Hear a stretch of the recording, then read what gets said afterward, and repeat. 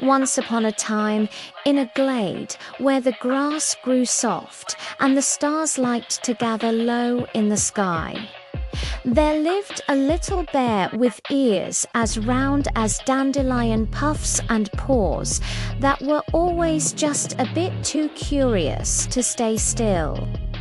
He lived with Big Bear in a cozy den tucked beneath the roots of a mighty pine tree, where lanterns hung like glowing fruit and bedtime stories always ended with a snuggle. Their den had a soft moss floor, a ceiling woven with branches, and shelves full of forest treasures, smooth stones, feathers, pine cones, and once even a shiny red button someone had dropped in the snow. But none of those treasures mattered when bedtime came, because every night, without fail, Little Bear would sit wide-eyed in his bed, blinking at the shadows on the wall, whispering, "Big Bear, can't you sleep, Little Bear?" Big Bear, who had the coziest yawns in the world and a deep, soothing voice that rumbled like a purring waterfall, would look up from his rocking chair and smile. "Still awake, little one?" he'd ask. "Why, yes, of course I'm awake," Little Bear would say, fidgeting with his blanket. "I tried sleeping, but the stars keep winking at me, and that makes me wonder what they're trying to say. What if they know something I don't?" And every night, Big Bear would nod patiently, set down his book, and sit beside Little Bear's bed, talking softly until his little cub drifted off to sleep. But one night, something different happened. The stars weren't just winking, they were twinkling faster. The breeze that usually whispered lullabies rustled the curtains with a hint of excitement. And when Little Bear sat up and whispered, "Big Bear, can't you sleep, Little Bear?" Big Bear rose from his chair and looked out the round window carved into the den wall.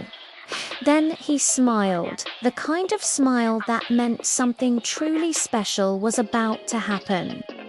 "Maybe the stars are trying to tell us something," Big Bear said, his eyes twinkling like moonlight on a river. "And maybe tonight, instead of you sleeping, we should go ask them ourselves." Little Bear's eyes grew as round as chestnuts. "Rally," he gasped. "You mean go out now, at night?" "Only if you're brave enough," Big Bear said, already pulling on his soft wool cloak. "I am," cried Little Bear, leaping out of bed and wrapping himself in his blanket like a cape. Together they padded out into the night, past the sleepy fireflies and the humming mushrooms, past the snoring hedgehogs and the giggling stream. The forest was wide and deep and silver with moonlight, and for the first time, Little Bear realized how many sounds the night medressels and creaks and hoots and far-off rustling sniffs. He stuck close to Big Bear and whispered, "It's not really dark with all this starlight, is it?" Big Bear nodded, patting his head. "The dark isn't empty, Little Bear, it's full of waiting wonders."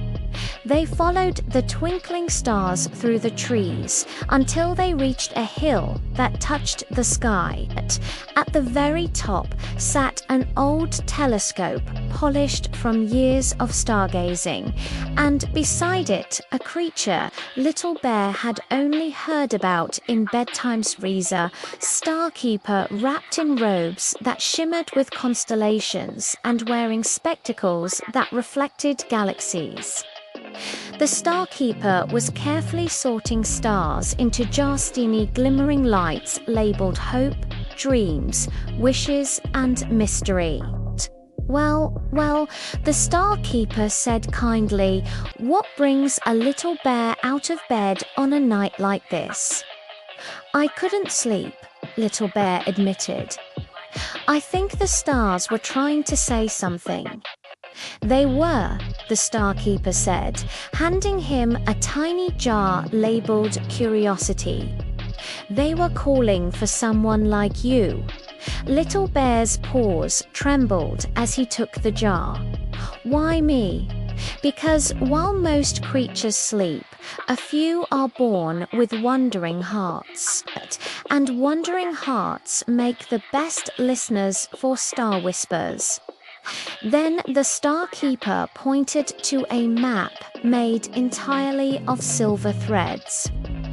"Tonight," he said, "is when the moon path opens a trail that only appears to those who are still awake when wonder calls.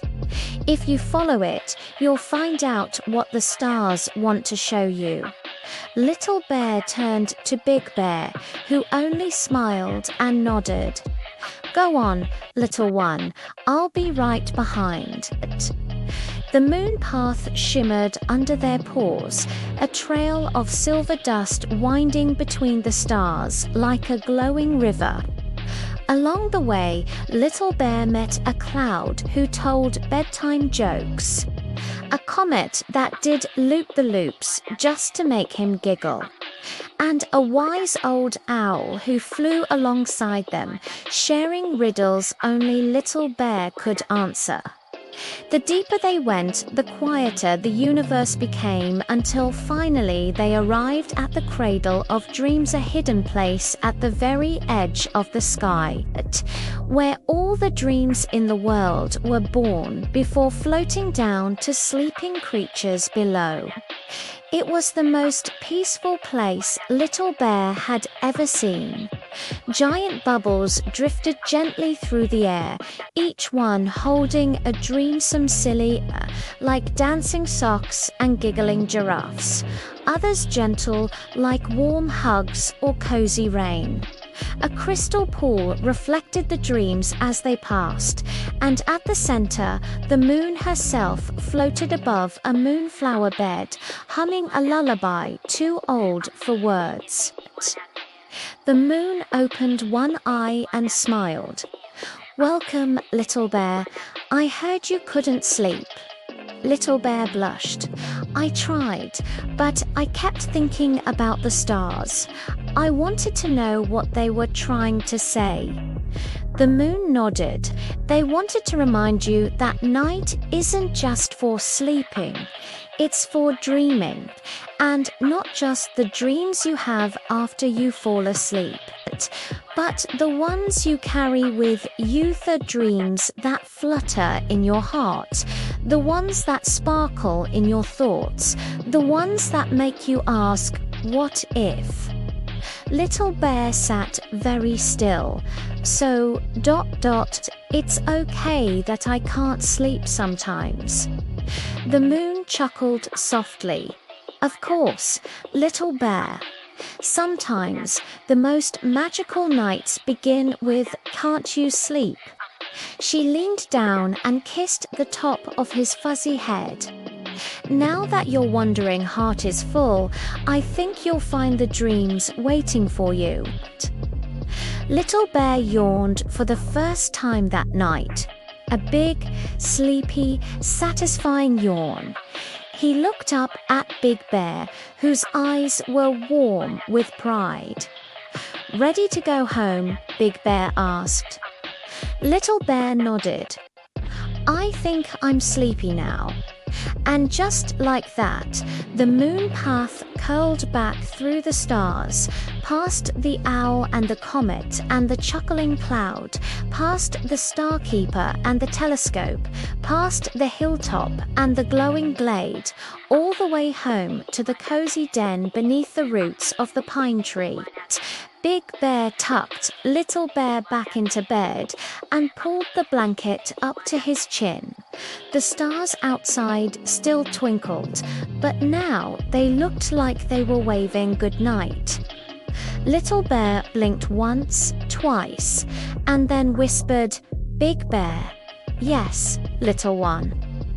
I think I know what the stars were trying to say. What's that? They were saying, don't be afraid of the dark. It's full of dreams that haven't been dreamed yet. Big Bear smiled and kissed his nose. You're exactly right. And this time when Little Bear closed his eyes, sleep came as gently as moonlight through the trees, cradling him in a dream filled with stardust laughter and the quiet, cozy feeling of knowing you are loved even when the world is wide and the night feels big, because sometimes the best dreams are the ones you find when you couldn't sleep.